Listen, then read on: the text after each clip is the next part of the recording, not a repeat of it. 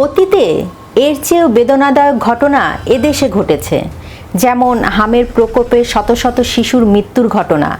কিন্তু তখন প্রধানমন্ত্রীকে লক্ষ্য করে ভুয়া ভুয়া স্লোগান ওঠেনি। তাহলে রামিসা হত্যাকাণ্ডকে কেন্দ্র করে হঠাৎ কী এমন ঘটল, যার কারণে খোদ তারেক রহমানকে এই পরিস্থিতির মুখোমুখি হতে হলো? এটি কি কেবলই একটি নির্মম হত্যাকাণ্ডের বিচার চাওয়ার আন্দোলন, নাকি এর পেছনে রয়েছে জামায়াতের গভীর কোনো ষড়যন্ত্রের চাল? কেন মাত্র 3 মাসের মাথায় তারেক রহমান সরকারকে কোণঠাসা করতে মরিয়া হয়ে উঠেছে তাদেরই সাবেক মিত্র জামায়াত এবং জোটসঙ্গী এনসিপি? কেন আসিফ মাহমুদ সজীব ভুঁইয়া 24-এর মতো সহিংসতার হুমকি দিলেন? আর কেনই বা এই রাজনৈতিক গোলকধাঁধায় ঘুরে ফিরে আসছে আওয়ামী লীগের নাম?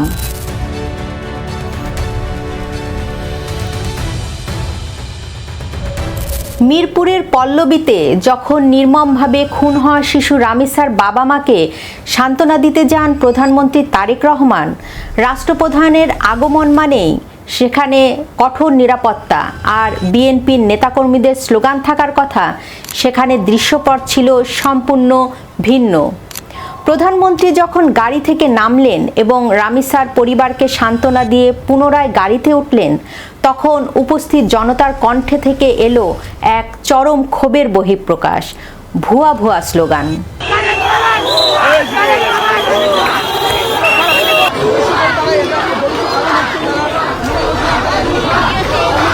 বাংলাদেশের রাজনৈতিক ইতিহাসে কোনো প্রধানমন্ত্রীর সামনে সরাসরি এমন স্লোগান দেওয়ার নজির নেই।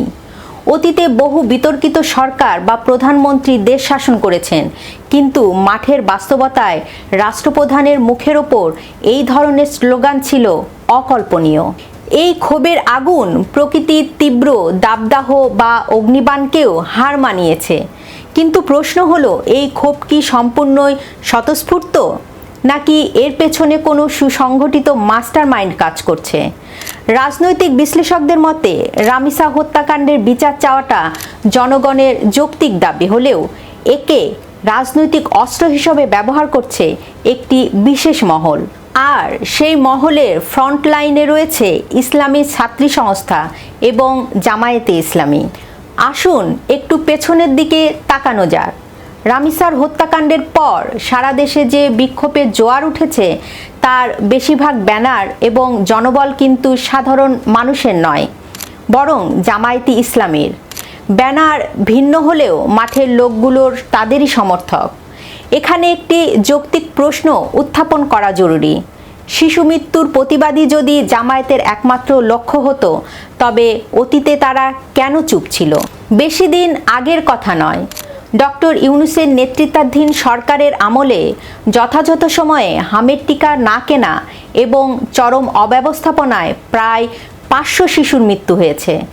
এতগুলো নিষ্পাপ শিশুর প্রাণ চলে গেল, অথচ জামায়াত বা তাদের কোনো সহযোগী সংগঠনকে রাজপথে এমন কোনো আন্দোলন করতে দেখা যায়নি। কেন? কারণটা অত্যন্ত পরিষ্কার।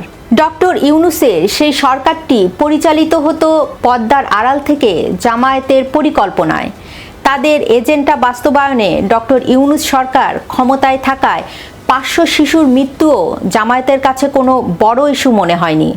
অথচ আজ রামিসার নির্মম মৃত্যুকে ঢাল বানিয়ে তারা তারেক রহমান সরকারকে রাজপথে কোণঠাসা করতে চাইছে। এর মূল উদ্দেশ্য রামিসার বিচার পাওয়া নয়, বরং এই আবেগকে পুঁজি করে তারেক রহমান সরকারকে চরম বেকায়দায় ফেলা। জামায়াতের এই আন্দোলনের নেপথ্যে রয়েছে এক দীর্ঘমেয়াদী এবং বিপজ্জনক রাজনৈতিক ছক। তারা আগামী নির্বাচন পর্যন্ত, অর্থাৎ 5 বছর অপেক্ষা করতে রাজি নয়। তারা ভালো করেই জানে আওয়ামী লীগ বর্তমানে রাজনৈতিক মাঠে নিষ্ক্রিয় রয়েছে। এই শূন্য মাঠে যদি কোনোভাবে বিএনপিকে রাজপথে এবং আন্তর্জাতিকভাবে চেপে ধরা যায়, তবে জামায়াত যে কোনো মুহূর্তে ক্ষমতার মসনদ দখল করতে পারবে। আর এই সুবর্ণ সুযোগ তারা হাতছাড়া করতে চায় না। এই তত্ত্বকে আরও জোরালো করে তুলেছে জামায়াতের বর্তমান জোটসঙ্গী এনসিপির মুখপাত্র আসিফ মাহমুদ সজীব ভুঁইয়ার হুঁশিয়ারি। যদি সরকারি দল ব্যালেন্স চায়, যদি তারা সেটাকে একমাত্র রাজনৈতিক হাতিয়ার হিসেবে নিতে চায়, তাহলে এটাকে আমাদের থেকে বেশি কেউ পারবে না। এটা 2024 সালে গণঅভ্যুত্থানে আমরা দেখে দিয়েছি। আসিফ মাহমুদের এই বক্তব্যটি অত্যন্ত তাৎপর্যপূর্ণ এবং ভয়ঙ্কর। তিনি বলেছেন, সহিংসতা চাইলে আমাদের থেকে বেশি কেউ পারবে না। সেটা 2024 সালের গণঅভ্যুত্থানে আমরা দেখিয়ে দিয়েছি। এটিকে এক প্রকার সরাসরি স্বীকারোক্তি।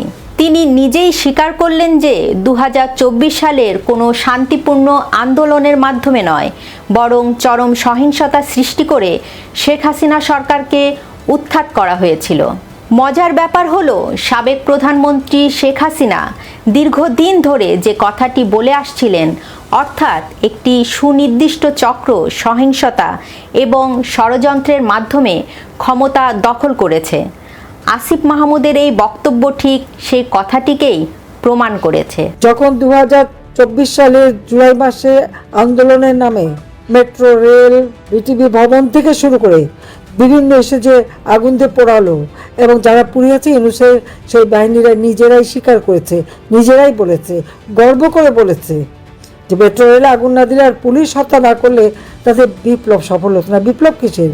মেটিকুলাস ডিজাইনের মাধ্যমে ষড়যন্ত্র যেটা করে সেটাকে বিপ্লব বলে না।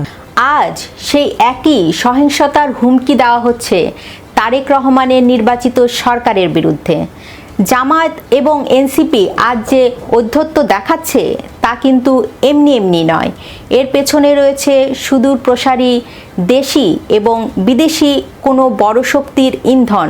এখন প্রশ্ন হচ্ছে, বিএনপির করণীয় কী? বিএনপি যদি জামায়াতের এই সুপরিকল্পিত নীল নকশা এবং এনসিপির মুখপাত্রের এই খোলাখুলি হুমকিকে হালকাভাবে নেয়, তবে তা হবে দলটির ইতিহাসের সবচেয়ে বড় রাজনৈতিক আত্মঘাতী সিদ্ধান্ত।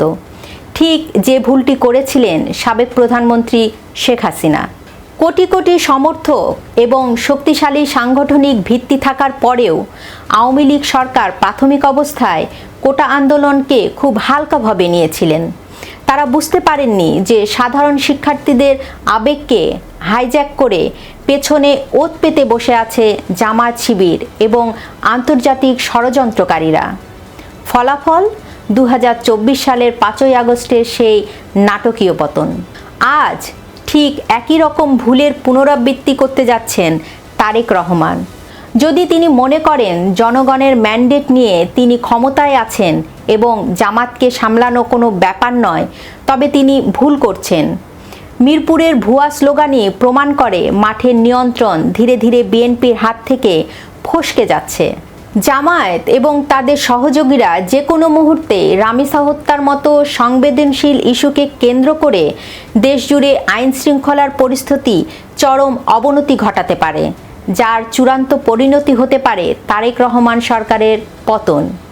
বাংলাদেশের ভূ রাজনীতি এবং অভ্যন্তরীণ স্থিতিশীলতার দিকে তাকালে একটি সত্য আজ দিবালোকের মতো স্পষ্ট। দেশের চরমপন্থী এবং উগ্রবাদী চক্রকে মোকাবেলা করতে হলে ভারসাম্যপূর্ণ রাজনীতির কোনো বিকল্প নেই। আর সেই ভারসাম্যের সমীকরণে আওয়ামী লীগের মতো একটি ধর্মনিরপেক্ষ এবং ঐতিহ্যবাহী রাজনৈতিক শক্তির উপস্থিতি আজ অত্যন্ত জরুরি হয়ে পড়েছে।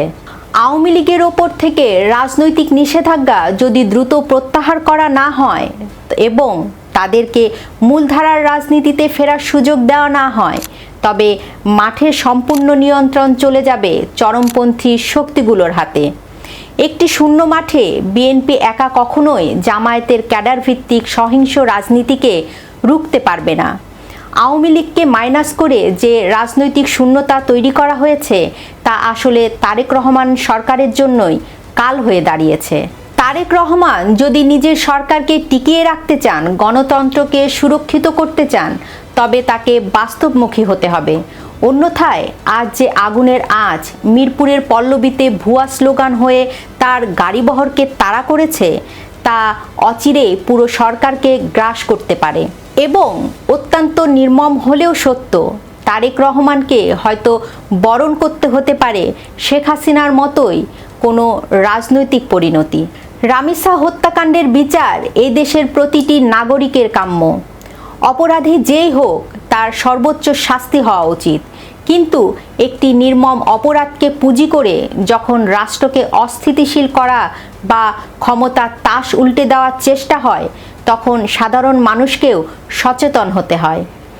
জামায়াত ও এনসিপির বর্তমান চাল এবং বিএনপির কৌশল আগামী দিনে বাংলাদেশের রাজনীতিকে কোন দিকে নিয়ে যায়, সেটাই এখন দেখার বিষয়। আপনার কি মনে হয়, রামিসা হত্যাকাণ্ডের পেছনে এই আন্দোলন কি শুধুই ন্যায় বিচারের দাবি, নাকি এর পেছনে রয়েছে সরকার পরিবর্তনের গভীর রাজনৈতিক খেলা? জানান আপনার মতামত। ভিডিওটি শেয়ার করুন, লাইক দিন, সম্ভব হলে চ্যানেলটি সাবস্ক্রাইব করুন। এতক্ষণ সঙ্গে থাকার জন্য ধন্যবাদ।